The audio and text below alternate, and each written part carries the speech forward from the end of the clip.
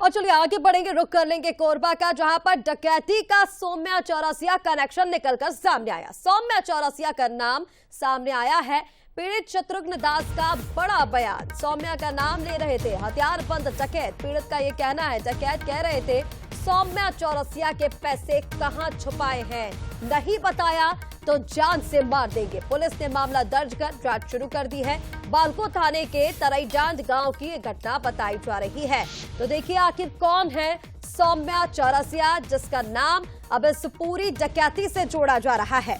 सौम्या चौरसिया का नाम इस पूरी डकैती से जुड़ा हुआ सामने आया है। शत्रुघ्न दास, जिसके घर में इस डकैती की घटना को अंजाम दिया गया, पूरे परिवार को बंधक बनाकर बड़ी लूट को अंजाम दिया गया था। उनका यह कहना है कि जो हथियारबंद डकैत घर में घुसे थे वो बार बार किसी सौम्या चौरसिया का नाम ले रहे थे। सौम्या चौरसिया के पैसे कहां छुपाए हैं, ये बार बार वो परिवार से पूछ रहे थे। वो सीधा बोल रहे थे कि मतलब चौरसिया का कम से कम आप जो 20-25 लाख रुपया रखा होगा, कहीं जगह छुपा के रखा होगा घर में, तो तुम बताओ। हकीकत नहीं बताओगे तो आपको जान से मार दिया जाएगा। सौम्या चौरसिया आज तक नहीं देखा है यहाँ को। तो वो बोल रहा है कि यहाँ से इतना 15 लाख रुपया तुम्हारे घर में इधर उधर जमीन के अंदर में छुपाया होगा। तो मैं बोला भैया मैं यहाँ पे बैठा हूँ, आपको जहाँ पे चेक करना है आप जो है चेक कर लीजिए, मिल जाएगा तो ले जाना, हम लोग को जान को छोड़ देना। तो देखिए कोरबा डकैती में सौम्या चौरसिया का नाम सामने आया। इधर बीजेपी प्रवक्ता अमित चिमनानी का बड़ा बयान इसको लेकर सामने आया। उन्होंने बताया कि भ्रष्टाचार मामले में कई दिनों से जेल में बंद है सौम्या, उनके नाम पर डकैत बोल रहे हैं, जमीन में पैसा छुपा रखा है। चिमनानी ने कहा यह बेहद गंभीर बात है, जांच कराई जाएगी। जो लोग डकैती करने आए थे उनका सौम्या चौरसिया से क्या संबंध है, साजिश रैकेट का पर्दाफाश किया जाएगा। तो देखिए ये क्या रैकेट संचालित किया जा रहा है छत्तीसगढ़ में, किस तरह की ये साजिश रची गई थी। जो सौम्या चौरसिया जेल में बंद है भ्रष्टाचार के आरोप में, उसका नाम डकैत आखिर क्यों ले रहे थे, बीजेपी प्रवक्ता ने कहा है कि जांच कराई जाएगी। ये बात है, सरकार इसकी जांच करेगी और इसकी तह तक जाएगी कि क्या प्रदेश में ऐसा भी किया गया है कि जिन्होंने घपले घोटाले किए उन्होंने पैसों को किन्हीं लोगों के घरों में छुपा दिया, दबा दिया। और ये जो लोग डकैती करने आए थे उनका सौम्या चौरसिया जी से या अन्य किसी से भी क्या संबंध है, इसकी विवेचना की जाएगी और इस पूरी साजिश का, इस पूरे रैकेट का पर्दाफाश किया जाएगा।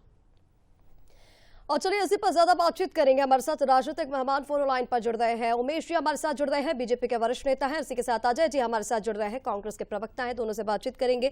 पहले रुक करेंगे उमेश जी का। उमेश गुरमोड़ी जी, ये पूरा कनेक्शन जो है वो सौम्या चौरसिया से जुड़ा हुआ बताया जा रहा है। सौम्या चौरसिया का नाम डकैत ले रहे थे, ये पीड़ित का ही कहना है, लेकिन ये कहा जा रहा है कि सौम्या चौरसिया तो पहले से ही भ्रष्टाचार के मामले में बंद है।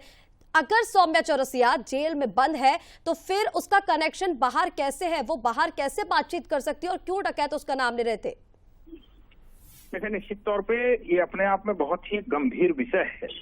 कोई आरोपी यदि जेल के अंदर में है और डकैती जैसी इस जघन्य अपराध में उसके नाम का इस्तेमाल हो रहा है, तो निश्चित तौर पे इसके पीछे के तथ्य गंभीर जांच के विषय है। और इसमें निश्चित तौर पे पुलिस प्रशासन जांच करेगी कि आखिर इसमें इस पूरे डकैती के मामले में जो भ्रष्टाचार के आरोप में जो जेल की सलाखों के पीछे हैं उनके नाम का यहाँ पर आना, और जिस प्रकार से भ्रष्टाचार को लेकर के छत्तीसगढ़ के अंदर में स्थिति बनी, ऐसे लोगों का नाम इसमें निकल करके आना, तो कहीं इसके पीछे कोई बड़ी साजिश तो नहीं है।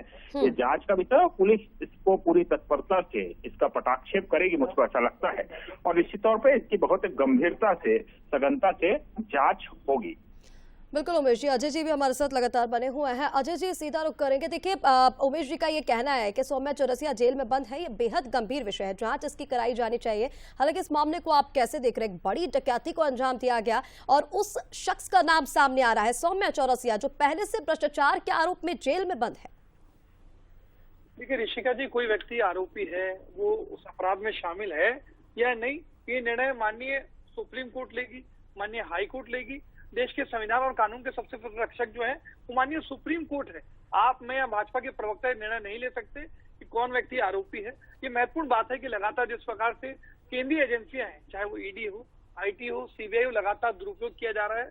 11 साल की मोदी सरकार में 5800 मामले विपक्ष के नेताओं पे दर्ज किए गए और आखिरी में ऋषिका जी 16 लोगों पे आरोप साबित होता है। मतलब 99.9% लोग जो है बेकसूर हैं। टारगेटेड रूप से संवैधानिक संस्थाओं को दुरुपयोग करके उनको फंसाने का दुष्प्रयास किया जा रहा है। देखिए, डकैती की छोटी सी घटना है, ये अभी जांच का विषय है कि वो आखिर नाम क्यों ले रहा है। मुझे तो ऐसा लगता है कि कहीं ना कहीं भाजपा जो है राजनीतिक पाखंड करके ये आरोप लगाने का दुष्प्रयास कर रही है। शायद जब जांच होगी तो पता चले कि कोई भाजपा का नेता इस साजिश ठीक है अजय जी, लेकिन छोटी डकैती नहीं, एक बड़ी डकैती को अंजाम दिया गया कोरबा में, और अगर ऐसे व्यक्ति का नाम सामने आ रहा है जो पहले से जेल में बंद है तो ये जांच का विषय है, गंभीर विषय। फिलहाल आप दोनों का हमारे साथ जुड़ने के लिए बहुत शुक्रिया।